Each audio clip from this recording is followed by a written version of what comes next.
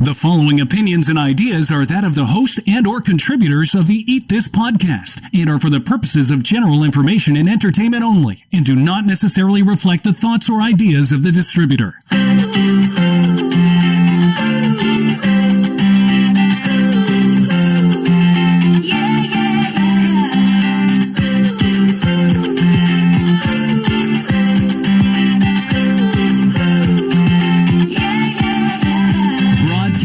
From her closet, high above the streets of Toronto, this is Eat This with Leanne. Here's your host, Leanne Phillipson. Is that morning cup of joe, that rocket fuel, or Java in your morning, or maybe even your afternoon? Is it your lifeblood?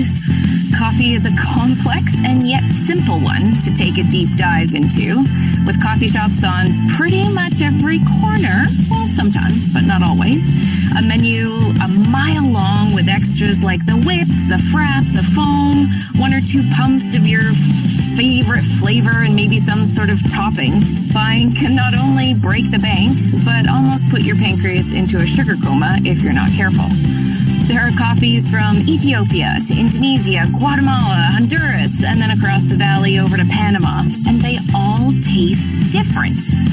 Then there's how to make a great cup of coffee, further to steering your car to the drive-through lane and just bellowing your order into a speaker as you order your double-double or whatever it is as you head to work or on the way home, or just because. We're all doing different things these days. Now you can pre-order with an app, you can gain some stars, get some freebies, and welcome the huge amount of marketing that's the latest seasonal treat. Some people love and would never give up or live without their coffees, and others, kind of like me, don't handle it well. But why is that? Is it something like genetics that are at play here? Because I can tell you there are plenty of days where I wish I could drink coffee and gain the uplifting effects. And I see so many people rely on that as not only just me myself, but of course as the nutritionist going over all of these food diaries and seeing the effects of it. I don't love it when I see people and they end up with this crash, the mood, the sleeping patterns, all the negative side effects, I guess if that's the right word, that come along with coffee. So many studies have said that the caffeine in coffee, well, they could maybe lead to something like a miscarriage. That comes up every now and then. And then other studies say, nope, that's not the situation. That is not coffee. You're all wrong. So as usual, the ongoing head spin of what exactly is healthy, well, that carries on. The bulletproof crave of the buttered coffee, of the MCT oil, put coconut oil in it and get your blender involved with your coffee. Well, that gained a massive following. I don't even know how many years ago it was. And I think it really started a craze of drinking coffee for health as well as performance. So there's a lot to it. So today on Eat This with Leanne, coffee, the ugly, the good, and maybe, let's see, even the best.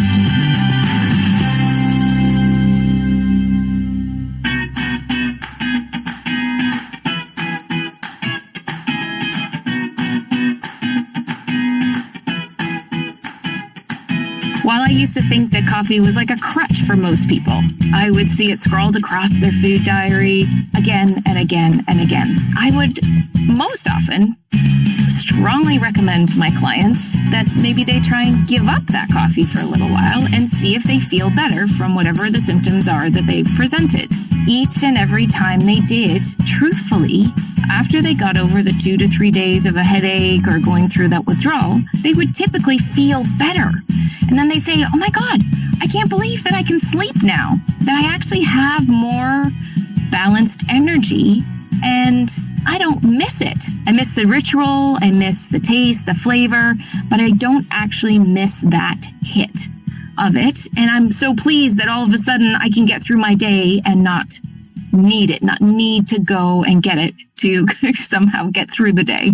So as with everything, I keep an open mind to these things. And when different people start to say things like one of my mentors, my own personal functional medicine doctor that looks after me and my kids when we can get to see him across the border down in Michigan, he started singing coffee's praises and all the good things that it can do from it.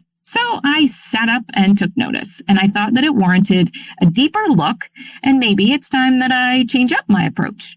So, to get some information from the horse's mouth, I want to welcome back Dr. Davis Brockenshire. He's a functional medical expert who has graced the airways of Eat This a couple of times now. He himself is not only a connoisseur of fine wine, but also, as it would seem, coffee. He has a way with his words and also his influence of how he shares his information. He's an incredible teacher and well known in my circles, amongst all of my colleagues, as the greats in functional medicine, how he supports his patients and all the clients. And honestly, we are so lucky to have him back on again today.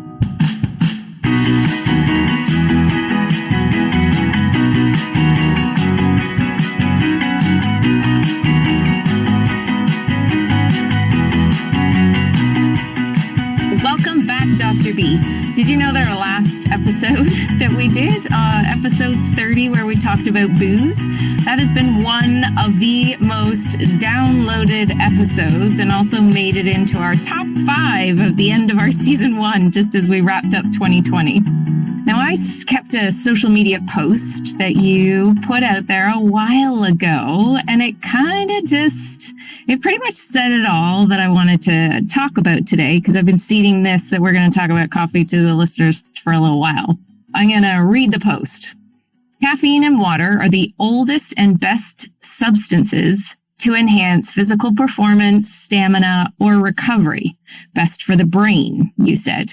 Obviously, too much caffeine, or like anything, is poor. If B vitamin deficient, it's tough to handle. People with poor nutrition status handle coffee poorly, particularly poor methylators. As nutrition status improves, the benefits of coffee take over. You also said that coffee is a living food. See, so many things just from one of your social media posts. So let's dig in. Let's talk about this. What's best for the brain? I don't know. Let's start there because, start wherever you like. But those are the kind of questions that I'm after. Put the quarter in and let me go. Okay, there we are. All right. Turn the dial. So that post was put out there mid-2020 just because so many people were day drinking and living on homemade cinnamon rolls. And I thought, it's hard to pair a wine with a cinnamon roll, but you can pair coffee really easily. So as we know, coffee and caffeine have been extensively studied. But let's just look at caffeine for a minute and get this out of the way. Caffeine is a drug. It's the number 1 drug in the world. And I think everybody's familiar with its effects. It's classified as a stimulant. In athletic circles, it is an ergogenic aid, meaning it does improve performance. In the nootropic biohacking circles, it is a nootropic, so it enhances cognition, memory retrieval, perceived energy, etc. But it doesn't create energy. Okay, caffeine helps your liver use sugar more effectively in the short term. However, it will lead to hypoglycemia if you're not careful. So that's why it's good to have some food around your caffeine dosages. Now, every drug has side effects. So caffeine by itself, let's say in an energy drink or a pop, does lead to nutritional deficits and other unwanted side effects like jitteriness, insomnia, twitches, all that stuff. But when you source caffeine from its whole state in food, for example, tea or coffee, you're getting a lot of other chemistry that goes with it. And we call that network pharmacology. So if you're getting caffeine from a food or a beverage, then you're getting everything else that nature provided to make sure that the side effects are minimized. Well, coffee does enhance the brain. If you have some with you right now, take a sip because we're going to get a little crazy on chemistry today. All right, here we go. Because if I said, hey, what's the best drug out there for diabetes? Coffee keeps coming up in the literature. So, really? Yeah, why would coffee be so good for type 2 diabetics? Well, that's the sugar thing. That's the sugar thing, right? Yeah, exactly. It's a liver thing, sugar thing, insulin sensitivity. But if you actually read the studies, the benefits kick in after about 9 cups of coffee. In a week or in a day? In a day. 9 8-ounce cups. Wow. So that's a lot of trips through the Timmy's drive-thru.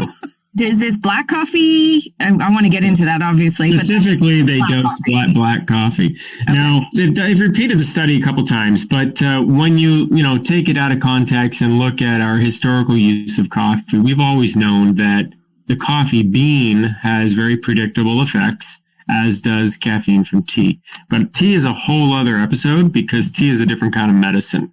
Okay. Right? The tea is a leaf. And typically it's dried or fermented, and then you brew it. Done. Coffee, much like wine, gets very elegant.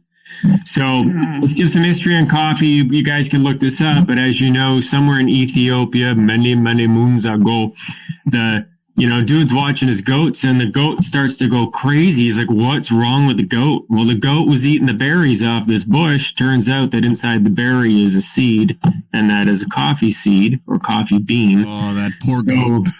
Yeah, that poor goat tripped out. So they put two and two together and figured out, hey, I'm going to eat those beans. And they started to get a little hyper off the beans. And so there's the development of coffee out of Africa. But around the world, coffee is one of those really subtle crops that's very sensitive to things like climate change. So if you really want to get a rise out of your listeners, you just publish an article about how the entire coffee crop is threatened by climate change and coffee will be no more. Oh, no. We'll have a civil war, right? Yeah. So that is true, but you guys know where coffee grows, right? Colombia is amazing. You've got Central America, Mexico, Jamaica, the Far East, Indonesia, Jakarta, Africa, stuff like that. But it's always tropical, and you need altitude. So one of the questions we're going to get to is organic. Coffee, being a subtle crop, needs a lot of work to grow. And you have to control the environment to some extent. So if you're doing a good job with coffee and you get a good crop and you get those berries off, and you get the beans out, then you got to dry the beans under the sun. Now you've got good dry beans. Right. Somebody's got to choose, hey, what do we want to do with these beans? Who are we going to sell them to? What are they worth? So you got a whole economy built around coffee. Once the beans get to, say, Toronto, then somebody has to decide, well, we're going to roast these beans. So green coffee beans really don't do anything until they're roasted for us. So then there's a whole art to roasting. And then once you hear the little crackle pop, you stop the roaster and hopefully your coffee is good. Now you've got whole bean coffee, which is your medicine. But like any herb, right? Coffee's a food. Yeah. Like any herbal medicine, it's not really medicine until it's prepared. So now we have to prepare the coffee. Well, okay, fine. So we're going to grind the beans and then do what? We have all these methods of making coffee. So you've got drip, right? You've got percolation. You've got French press. You've got espresso. Then some genius decided to make K-cups. And then the Italians are like, Mamma mia, we need an espresso. So they make the Nespresso cups. And now we're arguing between plastic versus aluminum and cornstarch, and mine's better than yours. And George Clooney comes on and he's not going to work unless he gets a cup of coffee. So there's the short of it, right? There's your history in a coffee bean. What I want the listeners to understand is, as a medicinal food, the whole coffee extract, you had a good cup of coffee, has over 600 compounds in it that benefit our body. Polyphenols being the biggest one, just like wine, just like, let's say, acai berry or blueberries. Those polyphenols are good for our DNA. They're anti-aging, so on and so forth. But yes, caffeine is in there, but that's only one compound. So when you have decaf coffee, there's still caffeine in it. There's only about 5 milligrams per cup, though. Right. But why is it that some people, when they drink decaf, they still get a buzz? It's the other chemicals in the coffee that do that. So you're dealing with a living food, and it changes season to preparation method, so on and so forth. As a medicine, as an herbal medicine, your dosage is going to range anywhere from 8 ounces of a drip brew as a single dose, upwards of 12 shots of espresso in a day. Wow. Now, everybody goes, wow. But in that... It sounds so much. Right. In that 8-ounce brew, there's the same amount of caffeine as 2.5 pulls of espresso.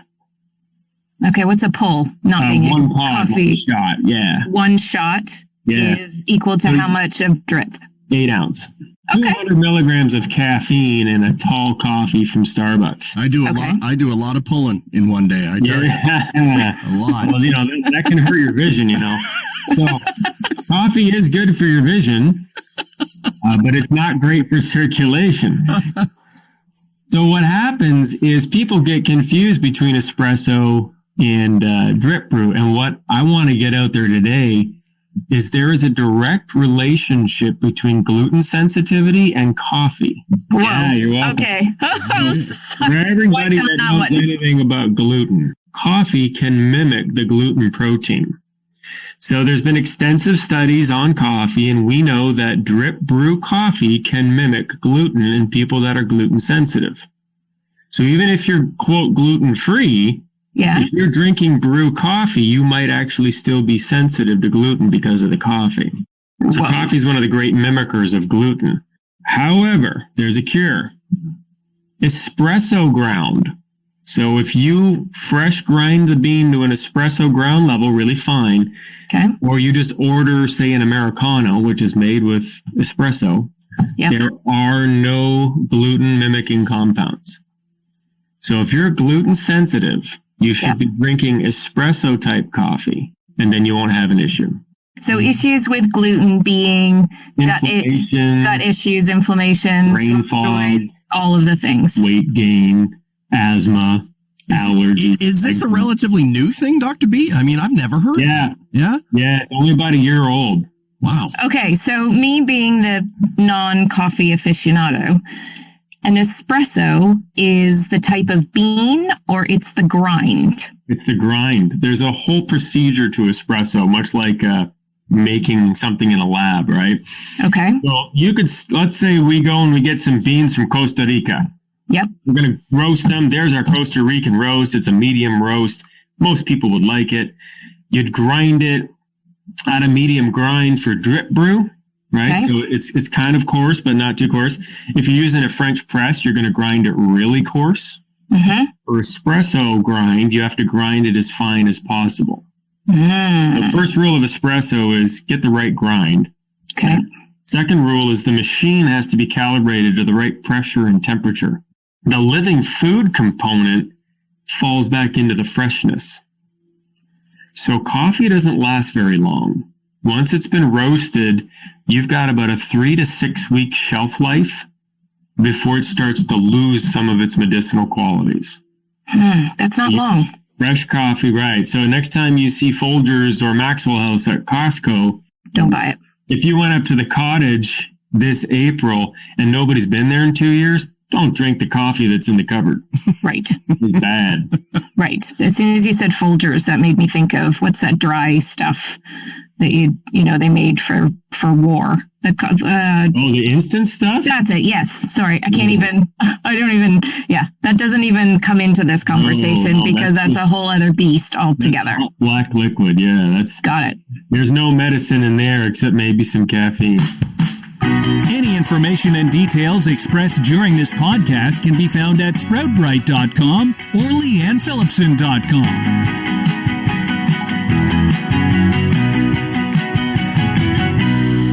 Now, since we've set the stage for what we're working with as a medicine, as a food, then why the disagreement on coffee? Why do some nutritional experts say coffee is a poison? And others say that it can be useful. It's polarizing. Yeah. In its chemistry and in what we call the unique bio-individuality of every person. So your microbiome has a lot to say about what your body's going to do with coffee. So if you've got good bugs in your belly, you can typically handle coffee. But if you've been on an antibiotic, coffee can mess you up. Because it is a natural drug. It's a natural substance. And we're still talking black coffee, right? So if I say to somebody, you got to go off coffee, and then they start to cry. Yes. I ask them, well, what do you put in your coffee? Well, that's usually like 12 ounces of coffee mate and this and that. And I'm like, you don't miss the coffee. You miss all of the other stuff. Yeah. You tell them, you can drink 6 ounces of black coffee. And they're like, no, I'd rather not have it. Then it's not a coffee thing. Okay. So the question, I guess, to ask our ancestors is, how did you guys do it without coffee? Yeah, of course. Compared to today, right? Yeah. And they had other things they drank. But when coffee was introduced, it was a game changer. I mean, it changed the Ottoman Empire, for crying out loud. So it's the old joke, right? On the spice route with Marco Polo. By the time they got to England, all they had left was salt and pepper. So they stuck with tea. But everybody else, they had coffee. I would love to hang around your circles, and that's the jokes that come out. My friends all talk about a rabbi and a duck that walk into a bar, and you're talking about boat travels from the old world. The Ottoman Empire. So to put the argument to bed of whether it's good or bad is it really just depends. Some people don't do well with coffee. Other people, it's their lifeblood. Yes. And you can always tell because they can take it or leave it. They have no problem stopping it, but life is better when they drink it. Amen. And they're usually coffee snobs. Yep, that's right. Me. Yep. Yeah, I mean, life is better with coffee. That's it. Leanne and I could be much better friends, but she doesn't drink coffee, so She doesn't want to go for cough. Yeah. So what about the people who are what I might call more addicted to it, where they do cry when I have said to them, okay, can we try without coffee because of their blood sugar balance being up and down, because of just all the symptoms that they've come to me for. They're like, I gotta have my coffee. I can't do anything else. And don't talk to me till I have my coffee. You know, that, I mean, a lot of people say that anyway, but actually they would be fine if they didn't. But they just think that that's their perception. It's like, I'm running an hour late, but I've got to get my coffee on my way to wherever. Like it just becomes the thing that everybody has to do. How's that different? It's pretty simple. Those types of people typically rely on coffee as a natural laxative. The other angle is most of the people you just described typically have a hormonal imbalance that can be rooted in adrenal fatigue. So their adrenal glands don't know how to produce power on their own. The adrenal glands are addicted to the caffeine. Right. They need that kickstart, or else they just don't want to work at all. Right. And what's funny about that is most of the people you just described who have adrenal fatigue typically crave salt. Mm-hmm. So I've been there. Yep. And they got to have coffee. That's adrenal fatigue. If they would rather have a fresh baked chocolate chip cookie versus, say, a potato chip. So if they're a cookie person, not a chip person, then they have a blood sugar imbalance. And what the coffee is doing for them is regulating their blood sugar. Right. If they're both, they're probably hungover. There's that too. Okay, so that was like an epic rundown of coffee, and I haven't even asked any of my questions yet. So thank you, first of all. So how much is too much coffee? And shall we just say now, listeners, that when we're talking about this, we're talking black coffee here. Everything is coffee noir. Because as soon as you add in the milk or the sugar and the frap, whip, whatever, it becomes what? It loses the antioxidant potential? Or it's no longer a beverage, it becomes a food. Okay. Coffee has no calories. Black coffee has no calories. The minute you put something in it, it becomes a food. How does that translate to bulletproof, for instance, with butter or MCT? Yeah. So black coffee is the studied medicine. That's the herbal medicine, right? That's an extraction or a decoction. What Dave Asprey figured out when he was over in Tibet dying, and they brought him back to life with some yak milk and yak butter in his coffee. When you mix the right type of fat with black coffee, you're basically creating liquid energy, right? So it's like getting an IV of energy. It's fuel. Right. The coffee allows the fat to become instant fuel. Now, the coffee promotes bile flow, which allows the body to absorb fat more efficiently, which is why if you're going to have a 3-egg cheesy omelet, it's usually better to drink a cup of coffee with it than it is, say, a Sprite or a Coke. Okay. Right? It just won't digest right. And so there's a piece there. But bulletproof concepts using fat in your coffee are designed for people that are trying to avoid fuel from a food point of view. So if you're fasting and you're trying to avoid carbohydrate, one of the strategies is to use black coffee with fat as a way to get you through 4 to 6 more hours without having a hypoglycemia event. Frankly, I cringe every time somebody says, you should put some butter in your coffee. I don't want no butter in my coffee. You know? I might get some organic grass-fed whipping cream if you want to get fancy, you know, or if it's Christmas Eve, there's Bailey's. But in general, black coffee, and if you want to do a little cream, fine. The cream helps balance the acidity. So what does it look like when someone is handling coffee poorly? You mentioned before the jitters. You mentioned, I don't remember now. Yeah. Oh, so you get the jitters, the twitches, the neurologic symptoms, really, you know, and mood. I mean, we've all been around people that haven't had a coffee yet. Yes. Wow. Not good.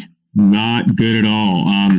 You know, we always joke about being at the cottage, but first person up, you know, you got to start the coffee, because if you don't, you're getting beat. Right. Right. And it's a long morning. So it's a cultural thing. It's a social thing, particularly in the northern climates. The other thing that's interesting sociologically is the darker the climate, the greater the use of coffee. So there's been studies done on submarines where, you know, the sailors wouldn't see daylight for weeks on end. And as long as they had coffee, they were in a better mood. Wow. So they theorize that there's certain things in coffee that act as mood stabilizers, not just caffeine. So what happens if you no longer get the twitching and the hyperactivity from the caffeine anymore? Is that a thing that your body can get used to something like that? You can adapt to any drug, correct. You build up a tolerance to caffeine. And just like alcohol, sometimes you can have an alcoholic beverage and feel it right away. Other times you can feel nothing.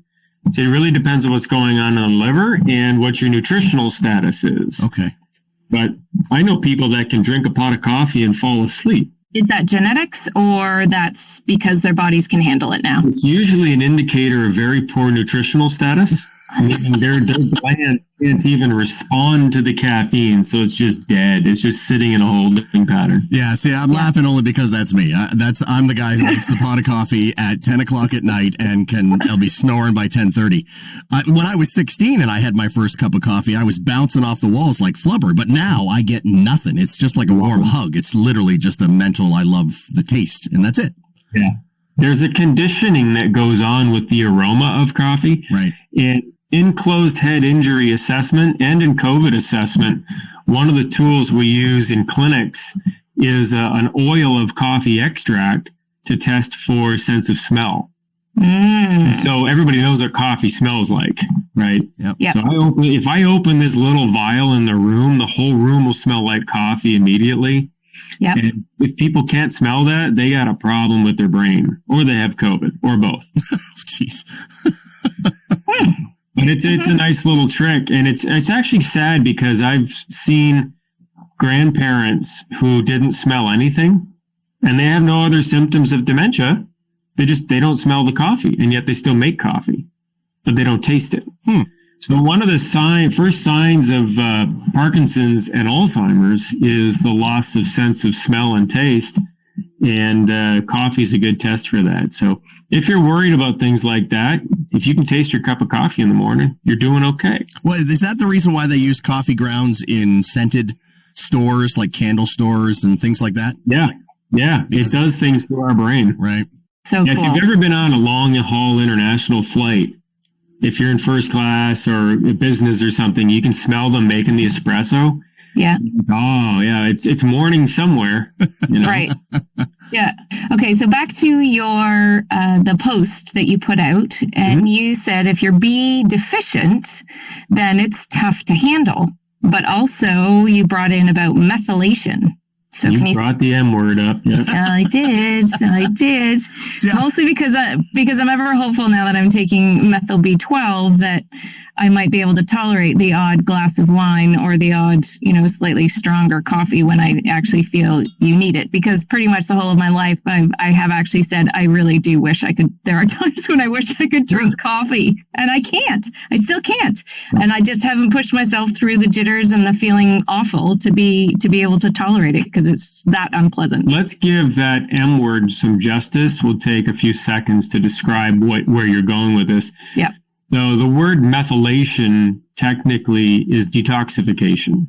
Right. It's one of the methods of detox that our bodies do. The kidneys are actually the last line of defense for that type of detox. So B vitamins, particularly 6, 12, and folate, are required to make that machine work, the machinery of detox. And if you're deficient in the B vitamins, then the machinery of detox starts to run really slow, and you get a backlog. And if you think in terms of a drain, if you don't have enough B vitamins, then the drain gets clogged and the sink starts to fill up. And the longer that fills up, the more sewage you have, the nastier it gets. Now you've got worms in your sink. It's gross. People that don't eat right, people that are stressed out, that don't sleep enough, that drink too much coffee, that eat too much sugar, they're B vitamin deficient. People that take medications for blood sugar, blood pressure, cholesterol, mental health, you name it, all of those medications, antibiotics, they deplete B vitamins. So most of the population suffers from some level of weakened methylation. Now, that's only one of 6 main detox pathways. The one that caffeine gets stuck in is called glucuronidation, but that's all medical garbage. Essentially, there's an easy test to do to see if that part of detox works. Have a cup of coffee. If you feel horrible, you don't do that well. Okay. All right, that's genetic. If that's the case, you probably don't handle Tylenol, aspirin, Benadryl very well either. So when it comes to methylation, and there's a lot of information out there, there's a lot of influencers making a very good living scaring the pants off of people about methylation. They're talking about different genetic quirks that go hand in hand with that.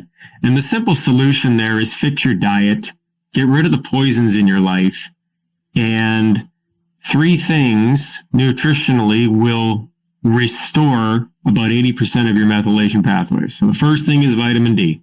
Vitamin D is one of the key components of healthy methylation. Sunshine. Or get a good supplement like a liposomal D. Number 2 is magnesium. Most of us are magnesium deficient. You can solve the magnesium problem with good magnesium glycinate. That will get the wheels of detox going. And then a good methylated form of Bs, preferably a liposomal form of these things. They should say methylated B. Yep. That's a fancy form of doing nutritional B vitamins. And you're looking for B6, B12, and methylfolate in those cases, preferably sublingually. So if you do all 3 of those, clean up your diet, get rid of the poisons in your environment, move your bowels regularly, eat something green once in a while that's not a Jolly Rancher, you'll probably start methylating okay. Yep. Sleep is important. And therein lies the conversation about coffee. You can't have caffeinated coffee within 6 hours of going to sleep because your body won't eliminate it fast enough and it will cause insomnia. All right. As well as causing insomnia, can it just make people not sleep well? Like rather than not being able to fall asleep? Yep. Are they maybe going to crash and then also wake up as well? So one of the reasons people fall asleep and then wake up around between 1 and 3 in the morning is blood sugar imbalances. So if their blood sugar drops, say, below 60, their brain will wake them up. And coffee can cause hypoglycemia.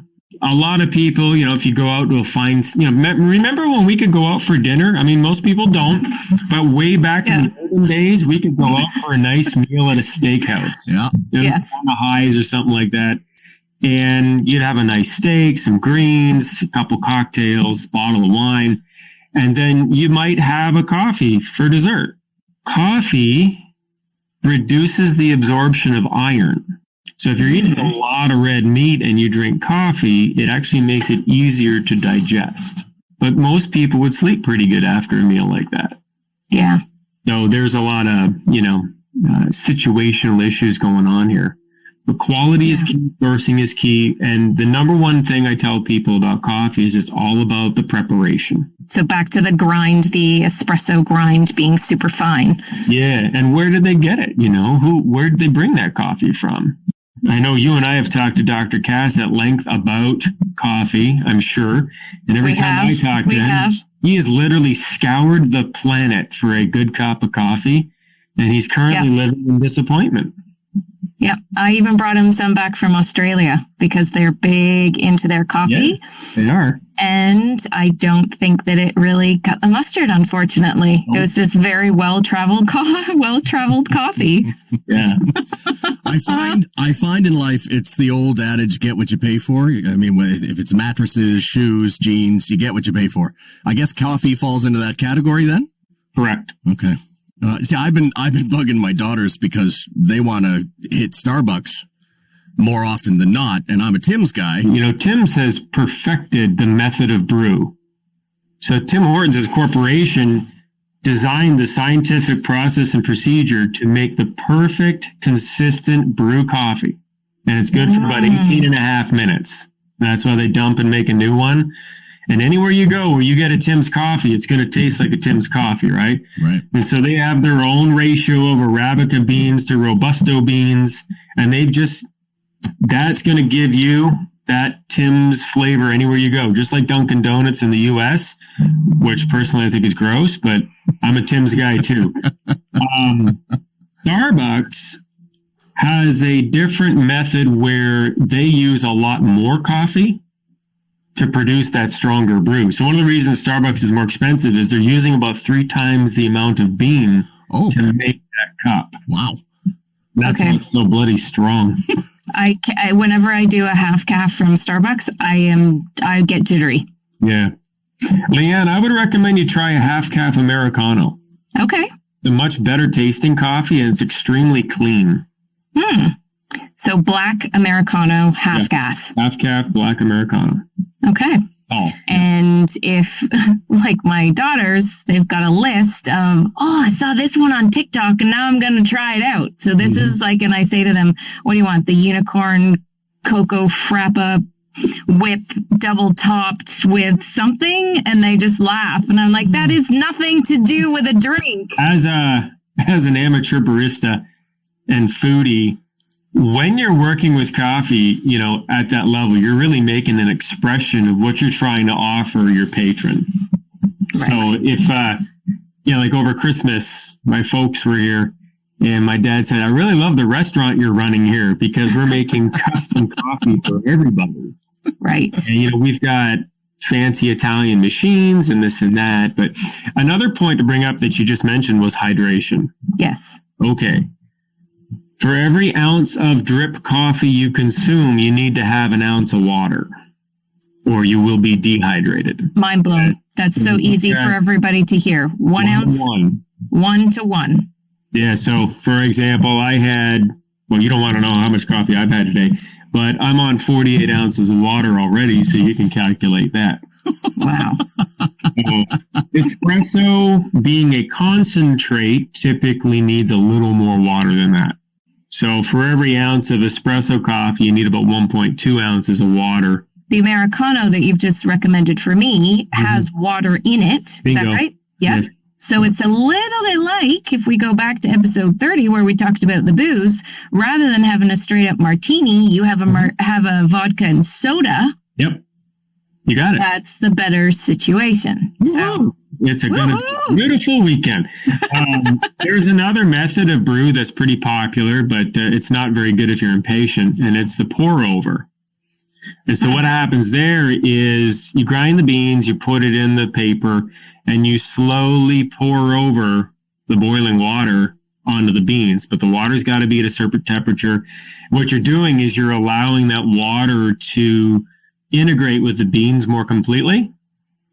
So it gives you a more gourmet type cup. So if you've got beans from Kenya or Peru, something that's got a lot of fruity, flavorful notes, the pour over will really bring it out.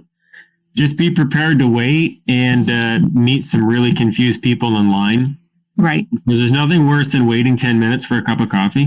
Yeah. And is man. that something that you ask for at the coffee shop? If they offer it, it's called a pour over. Yeah. Okay.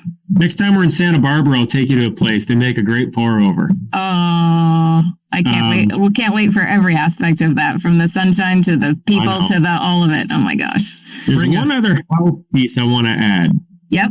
And French press is a civilized way to make coffee, right? And if you're camping or you're backpacking or you're like me, you travel a lot, I always fly with my French press. Yep. I'm that guy. Yep. And in any hotel room, you can get hot water, right? You can get a kettle or you can turn a Keurig into a boiling water machine. So the French press makes a really good cup of coffee. But there's been some literature recently that shows that drinking a lot of French press coffee can increase your LDL cholesterol. Whoa. And the reason it does that is the body, the liver particularly, is taking the chemistry from the French press coffee and turning it into a repair material. So LDL cholesterol gets a bad rap as bad cholesterol, but it's not bad. What it's used for is repair. Yep. And so if you drink a ton of black coffee that's French pressed, keep an eye on your LDL. If it's going up, all things being equal, it's probably the coffee, but don't be alarmed. Mm-hmm. Just make sure you move your bowels regularly and get plenty of fiber in your diet. Right. Yeah, so if you went and had a physical and the doc's like, holy smokes, your cholesterol's through the roof. If you're drinking French press coffee, say, look, I'll come back in 3 months. I'm going to give up the French press. Let's see if it changes. My doctor sounds like Bob and Doug McKenzie. Take off, eh? Oh, great. Beauty. Okay, so last on my list is organic. Yeah. You know, really looking towards a healthy cup of coffee. And we'll maybe round up after this question on, what are we looking for if we have a little checklist. But does organic need to go on that checklist of this is healthier?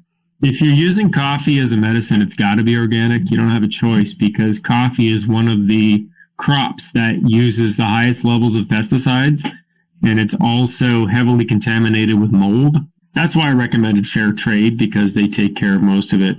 In Canada, there is a brand called Kicking Horse. Yes, I've seen it. That is my favorite coffee when I'm in Canada. Okay. The Three Sisters blend from Kicking Horse. I know we're not brought to you by Kicking Horse, but we're not. I'm just throwing it out there. If you're in Canada and you want to do something fun this weekend, make a pot of Kicking Horse. Okay, so again, back to me not being the coffee aficionado. Why would I not buy espresso beans? Espresso beans pre-made are going to be roasted very dark, very black. When we're talking about espresso, I'm not trying to reproduce that, sitting at a cafe in Milan, making fun of people drinking that Italian coffee that costs $4. I'm talking about the actual preparation methods.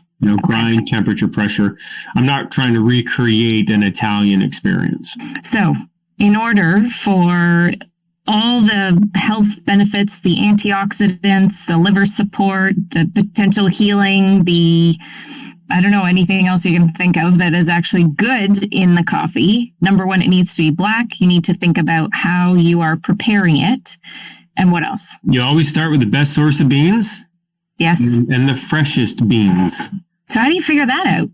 It'll have a roasted on date. Okay.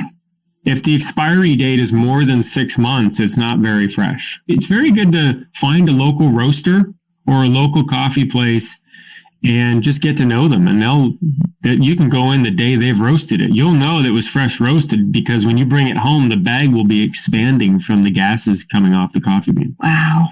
Yeah. I think I know someone that used to roast her own. Yeah, you can buy roasters. And was very serious about her coffee. So I sort of feel like it comes into, we've had the episode on chocolate, we've had different episodes, and you can really make this a total different experience to just hitting the drive-thru. Oh, totally. Yeah. But, it is people's medicines. It's a social event, but it keeps the country running too. It's a survival food. Yeah. So it's not all bad. No, and everybody's an individual, so whatever works for you. Keep it simple. So much that we could keep talking about, but we're going to wrap it up with Dr. B here today. So thank you so much again for coming on and blowing our brains on so many levels. As soon as you said the word polyphenols, I knew that Chris was thinking, there's that damn word again that she keeps bringing up every now and then that I've promised a whole episode on polyphenols. Wait a minute. Yeah, Dr. B gave me a new word to obsess over, and it's glucuronidation. Glucuronidation, Glucuronidation. Listen, there aren't many words out there with 6 syllables in it. I'm Ronidation. Okay. That's a good Scrabble word.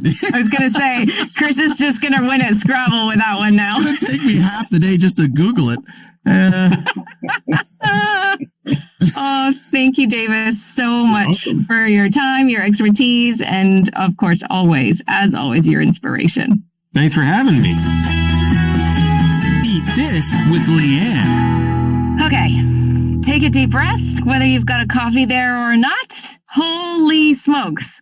I had how many ahas did you just have there, Chris? Like, they just kept going. Yeah, a lot. I know, a whole bunch. And I'm like even trying to reach for it in my brain, which clearly doesn't have the coffee in it to help me remember. But I'm going to have to go back and re-listen to that. Because from the cholesterol to the diabetes. Yeah, the glucose thing. The whole glucose thing. And then gluten. Yeah. If you've got an issue with gluten and you're having drip coffee, like, whoa, that can change lives right there. It's so cool just to let him go and let him run because he is such a wealth of information. So I was playing a game that you guys didn't hear it in the background, but every time he used a word that was more than 4 syllables, I put a little dark rum in my coffee. So I think there's more rum in there now than there is coffee, but there has to be, because there were a lot of words. There were a lot of that stuff. And as you picked up the glucuronidation, there are certain words that I've learned in these circles. I think coming back to that word, just as a quick aside here, apoptosis is one of my favorite word like glucuronidation. I mean, they're all processes that happens within our cells and within our bodies. But every now and then, I hear a word when I'm at a conference, whether it's Dr. B or Dr. Cass that he talked about, one of my great mentors, then these words just roll off their tongue and you sit there and go, I have no idea. You totally lost me. And, even with apoptosis, I think I remember sitting there going, that's a really groovy word. I have no idea what that is. That did not come into my nutrition training, but I better figure it out because I got stuck on that word for the next 10 minutes thinking how groovy it was, and I totally missed the rest of what on earth it is. Okay, nobody says groovy anymore, okay? So you need to take that out of the vocabulary and holster that bad boy. Groovy, man. Suddenly this is like an episode of Austin Powers. I know, with what he was talking about. Oh my God, it's hilarious. Groovy, baby. All right, well, I somehow have felt more grown up. I don't know. I remember my mom who used to say, here, try some coffee, or here, try some wine. I was like, oh God, what are you doing, Mom? I don't want any of that. So I think in some ways I feel more grown up now that I can almost tolerate a half-calf coffee. And since starting my new adventure in my new job, learning all the new things that I have actually relied on the coffee, having a cup of half-calf. Now I'm going to change it up to an Americano after what Davis said. But after lunch, then I've been having that coffee because I'm looking to stay alert and continue to learn all the things and have everything land, at least in my notebook, even if it's not in my brain. So I get it. I get where the need and the want for the coffee comes from, because for some of us, it really, really makes a difference. Now, I don't need the coffee. When I'm not at work, I can go days, I can go weeks, I can not have it again, and I would be totally fine and not sitting here thinking, I gotta go find a drive-thru, I gotta have the coffee, which is what I hear from so many people, and maybe that's the kind of thing that puts me off. I'm not really sure. But I do like the idea of some of the benefits to the liver and everything else that Dr. B shared, because my liver, in particular, is in its perimenopause phase with all the things that it's doing and breaking down all my hormones and all over the place. So maybe this is something that makes it better or worse. I'm not really sure. So as I delve into something a little bit new for myself, I love to go down into a slightly deeper layer of this. So I loved how Davis went into the differences with the coffee and the different flavors that you get depending on the region of where you buy it from. And I'm definitely going to be looking out for that not expiry date. It was actually the roast date, wasn't it? Yep. Roast date. So that's what we need to look out for. So other things that I've done a bit of a deeper, going into the deeper layer of things like that I love, like oysters. I feel like I'm a pretty good shucker. I know the difference now with the different regions, the different tastes. I don't love the ones that come from the BC coast. They're super salty, whereas PEI and New Brunswick, for instance, New Brunswick are definitely my favorites. I've dabbled in a similar way to tequila at some point. Well, that didn't go so well because that's super high in fructose, and my liver went, nope, sorry, nice try. Not happening at all. But it was fun while it lasted. And then I looked for the cleanest and the best scotch to drink and ended up with a recommendation, which, I had probably a few drinks of, and now is back in the liquor cabinet because I ended up with a headache. So no more of that for the while. Then we went into chocolate. We went into that in episode 49. And, I've dabbled with wine and all this kind of thing. So maybe this is the next thing. Maybe it's coffee of figuring out what actually really, really tastes good. And then I'm going to try out that Americano. So I'm going to try and find some local roasters and see how I go there. What else have we got to do right now? I mean, a million things still, but this is something that can bring a new level to that cup of coffee. So do you have your favorite blend, or do you buy from a particular region because that's where you really love it? Please share. I love collaborating on all of this kind of stuff, further to your Tans or your Starbucks, but what's the region that you love, or what kind of ground have you found, or what kind of machine have you got? Why don't you reach out through Sproutright social media channels on Sproutright or Leanne Phillipson? Of course, you can always send me an email through leannephillipson.com or sproutright.com. Have to say I've been a little slower in replying lately, but I promise I'll get back to you. I flag them all and you will get a reply. Also in the show notes, I came across a really great site, Java Press, and he had loads of information on there. So I'm going to share that. I have no affiliation with him. I just thought it was really cool to find somewhere that was going a little bit deeper in different ways of the different, how you can make it, what kinds, where does it come from. So if you're looking for that kind of thing too, then go for it. I